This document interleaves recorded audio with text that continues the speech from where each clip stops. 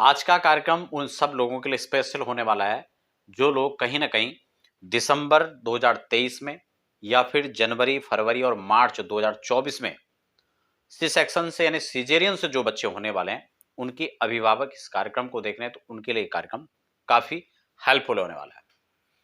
देखिए, सबसे पहले हम यहाँ पर एक बात समझ लेते हैं, क्योंकि अक्सर कई बार जब आप लोग कंसल्ट करते हैं तो बहुत सारे लोगों का उसमें से जो कंफ्यूजन बना रहता है कि कैसे हम जो है जो डेट निर्धारित कर रहे हैं वो हमारे लिए अच्छा है, तो किन मापदंडों पर अच्छा है।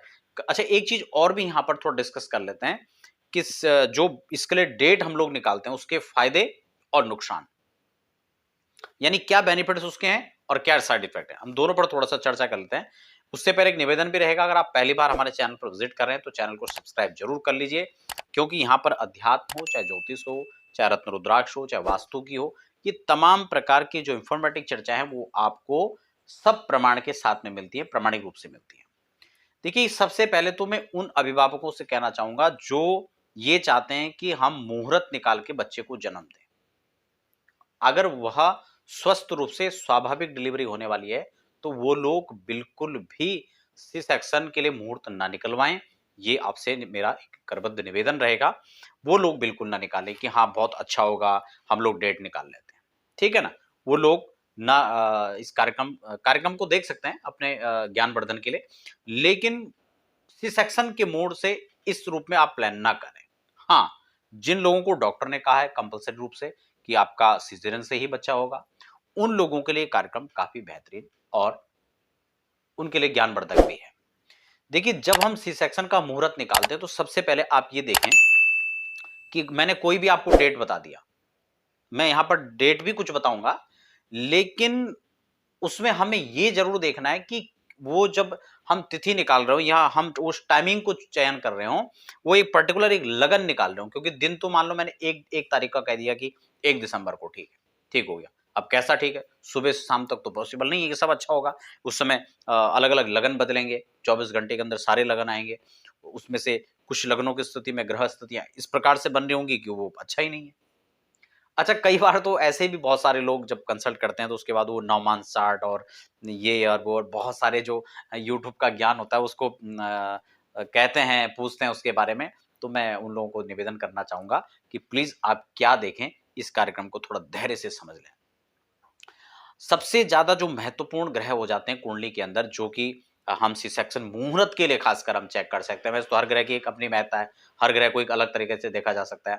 उसमें सूर्य और चंद्र, इसमें से भी सूर्य तो 1 महीने में बदलेगा, तो हम 1 महीने की तो प्रतीक्षा नहीं कर सकते।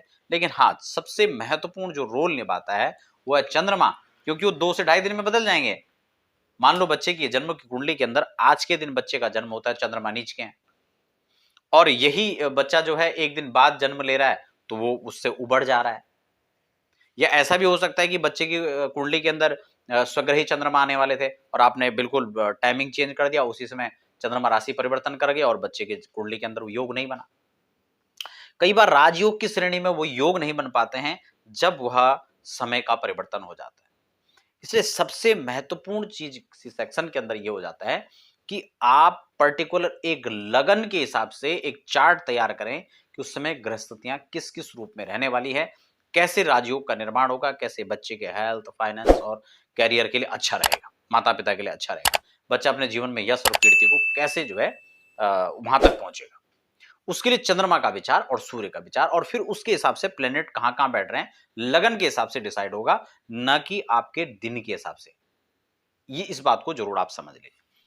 उसमें क्या-क्या उसमें स्थितियां हम देख सकते हैं, जैसे कि मैंने आपको सूर्य का बताया, चंद्रमा के हिसाब से बताया, या बच्चे की जन्म कुंडली के अंदर योग संयोग अच्छे बने, दुर्योग ना बने, मूल आदि नक्षत्रों का संयोग ना हो, पता लगे फिर मूल शांति करवाना पड़ रहा है, ये है वो है, बहुत सारी चीजें बाद में निकल करके आ रही हैं। तो इन सब चीजों से बचाया जा सकता है और यही चीज उसमें देखी जा सकती है। बाकी आप बहुत ज्यादा सोचते हैं कि नहीं इसमें कुछ बहुत अलग किया जा सकता है, तो ऐसा बिल्कुल भी नहीं है, क्योंकि जो प्लेनेट वहाँ होंगे वो तो उनको आप उस राशि से नहीं हटा सकते। लेकिन एक पर्टिकुलर लगन से ये हो सकता है कि मान लो राहु का जो है आप सप्तम भाव में आ रहा था तो आपने उसको छठे भाव में कर दिया, तो सातवें में जहां वो बहुत खराब हो जाएंगे आपके मैरिड लाइफ के लिए, हेल्थ के लिए, तो वहीं वो षष्ठम भाव में बैठेंगे तो वहां आपके करियर के लिए अच्छा माना जाएगा। राहु प्रतिद्वंदियों को शांत करेगा। तो इस तरह से मान लो कि शनि का ऐसा संयोग बन रहा है, शनि लगन में आ रहे थे, वो शरीर के लिए कष्टकारी था, तो थर्ड हाउस के अंदर आने से बहुत बलवान हो गया। तो ये चीजें आप उसको बना सकते हैं और वो चार्ट के हिसाब से ही निर्धारित और तय किया जाएगा। अब हम दिसंबर से शुरू कर लेते हैं। देखिए दिसंबर 2023 की अगर हम बात करें तो मैं पंचांग से ही एक एक आपको डेट यहां पर क्लियर कर देता हूं। देखिए सबसे पहले यहां पर 2 दिसंबर का अच्छा रहेगा, जिस दिन शनिवार पड़ रहे हैं, पंचमी तिथि, पुष्य नक्षत्र आ रहा है, ठीक है ना। तो इस संयोग के अंदर एक पर्टिकुलर अच्छे लगन में जिस समय की प्लैनेट्स की स्थिति अच्छी हो और वो एक अच्छा योग संयोग बना करके कुंडली में बैठ रहे हो, उस समय आप सी सेक्शन की तैयारी कर सकते हैं। सेकंड डेट जो है दिसंबर के अंदर है 14 दिसंबर। यहां पर धनु बृहस्पति की राशि बनती है और बृहस्पति के अंदर धनु के अंदर चंद्रमा रहेंगे, जबकि एक चीज यहां पर है कि मूल उस समय ना हो, मूल खत्म होने के बाद आप इसका प्लान कर सकते हैं, ठीक है ना। उसके बाद मीन राशि में भी कर सकते हैं जब मीन है, लेकिन मीन के अंदर फिर यहाँ राहु का संयोग बन जा रहा है तो वो एक चांडाल दोष बन जाएगा, तो उसको अवॉइड कर लीजिए। अब इसके बाद सबसे अच्छा जो है वो दिसंबर के अंदर 25 में रहेगा, 25 दिसंबर को। अब यहाँ पर रोहिणी नक्षत्र, सोमवार, चतुर्दशी और वृषभ राशि के अंदर चंद्रमा हो गए।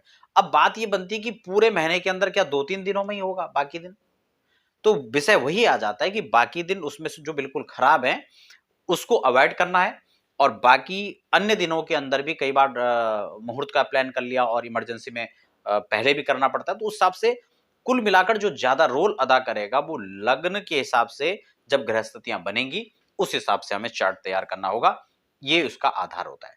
दिसंबर का क्लियर हो गया 2023 का। अब हम बात कर लेते हैं 24 जनवरी 2024 का। देखिए जब जनवरी की बात आती है तो जनवरी में क्या क्या संयोग बन रहा है। देखिए जनवरी का सबसे पहले एक अच्छा जो यहाँ पर दिन रहने वाला है, हाँ ये तो दिसंबर हो गया, ठीक हो गया, ये रहा जनवरी का। तो जनवरी के महीने की शुरुआत में ही अगर हम बात करें तो जिस समय सिंह राशि पर सूर्य है 31 को, तब भी सही रहेगा, ठीक है। और दिसंबर 29 को भी सही रहेगा, 2023-29 में कर्क राशि के चंद्र पुष्य का, ठीक है ना, तो ये भी अच्छा है। उसके बाद आपका जो है यहां पर रेवती जब खत्म हो जाए तो आपका 17 तारीख को भी ठीक है जनवरी में। उसके बाद आपका 19 तारीख के अंदर भरणी में और उसके बाद 20 के अंदर कृतिका में, ये दोनों के अंदर भी एक अच्छे लगन और ग्रहस्थितियों को देखकर आप जनवरी 19 और 20 का प्लान कर सकते हैं। उसके बाद 22 तारीख को जब मृगशिरा के चंद्रमा होंगे और सोमवार का दिन है, तो ये बहुत अच्छा संयोग बनेगा।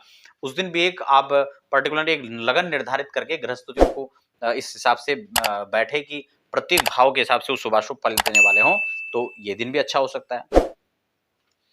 उसके बाद आपका 25, हाँ ठीक हो गया। उसके बाद जनवरी का और एक हम डेट देख लें तो 26 तारीख जब शुक्रवार पुष्य नक्षत्र का संयोग बनेगा, तो ये दिन भी अच्छा हो सकता है, ठीक है ना, इस दिन भी आप सेक्शन करवा सकते हैं, ठीक हो गया। फिर हम फरवरी की बात कर लेते हैं। फरवरी में धनु के संयोग से जब चंद्रमा पूर्वाषाढ़ा नक्षत्र में बनेंगे बुधवार का दिन, तो ये 7 फरवरी का अच्छा दिन हो सकता है।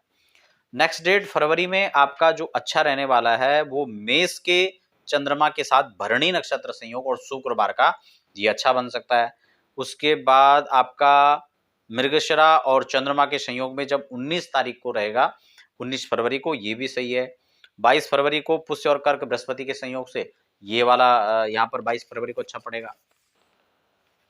उसके बाद मार्च की बात कर लेते हैं। मार्च में देखो 1 मार्च स्टार्टिंग में ही बहुत अच्छा संयोग बन रहा है तुला के चंद्रमा और स्वाति नक्षत्र के साथ, इसमें शुक्रवार रहेगा, ये बहुत बेहतरीन संयोग बन सकता है, तो 1 तारीख को अच्छा है। और उसके बाद जो अच्छा बेहतर संयोग बन रहा है वो है आपका भरणी, हाँ ये 13 में जब चंद्रमा अश्विनी से खत्म हो जाए यानी गंडमूल खत्म हो जाए, तब आप कृतिका सॉरी भरणी में देख सकते हैं, और या फिर 14 तारीख को देख सकते हैं, ठीक है। उसके बाद वृषभ के चंद्रमा में भी कृतिका को देख सकते हैं 15 तारीख को, और फिर 20 तारीख को बुधवार एकादशी वाले दिन 20 मार्च को आप देख सकते हैं। तो ये कुछ खास तिथियां थी जो कि जनवरी, फरवरी और मार्च में आप करवा सकते हैं।